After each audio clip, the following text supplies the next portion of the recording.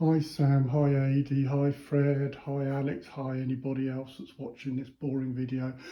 But look, it's finished now, look. We finished it with a bit of finishing plaster.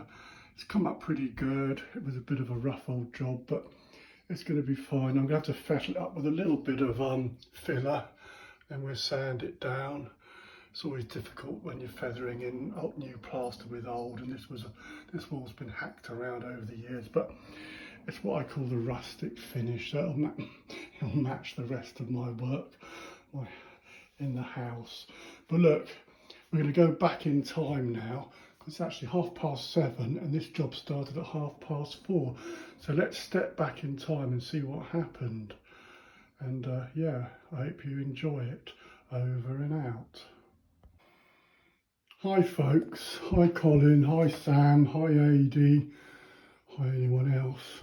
So look, this is the problem I've got. This is the reveal in the kitchen. What we've got going on here is this is the obviously the plaster finish. Behind there's metal beading, corner beading, which keeps the corner nice and level and vertical. But this is an old house, it's got a solid wall and damp gets through. So this side's not too bad, but you can start to see it blowing a bit here. Now the bead behind there, the metal corner bead, has gone rusty. And it sort of, as the rust builds up, it blows out and pushes out the plaster. Here's what's happened. That was once a corner bead. And you can see it's completely rusty, so that would have run vertically down there. That's what's behind there. But this was on it, so I've cut the bead out. I've had to cut the whole bead out, and obviously it's chopped the corner out. So we're going to have to rebuild this corner. Now normally you would use another like galvanised beading, but obviously even galvanised goes rusty after a while. This is an old house, it's got like 18-inch thick walls, but the damp does get through gradually. I mean, these were designed for older materials, but there's a coat of plaster here from a previous time, God knows when. So someone's plastered over an existing plaster. You can see the undercoat plaster here. So we're going to use a plastic bead. So that plastic bead's going to have to be set back in there so I can get my final coat nice and level as I can get it. So we're going to have to build this corner up a bit. So we've got some in here. We've got bonding. Or is it hardwood? No, this is hardwood in here. And we're going to put that on and we're going to build it up a bit. Then we're going to stick the bead on. So let's get on with it. I'll speak to you in a minute. So hi there again. It's hi there, Colin and Adi. And Fred and anybody else as usual. We've set the bead now, so we use the hard wool and that goes off pretty damn quick, so the bead's level in place. As I said, we've used a plastic bead to avoid the rusting problem. That was the previous coat of plaster there, so we'll let that go off, then we'll try and put the finishing plaster on and finish that off. There's Catherine there. Hi Catherine. Hi. And then yeah, she's going to do some cooking now, so I've got to get out the way. We'll resume this after dinner and try and finish it off. So there we go, over and out. Oh, by the way, obviously you've got to get this level and set it back slightly to allow the plaster to go over it. That little bit sits out, that's the corner. So yeah, we'll do that in a bit. This is what we're having for dinner tonight. What are we having?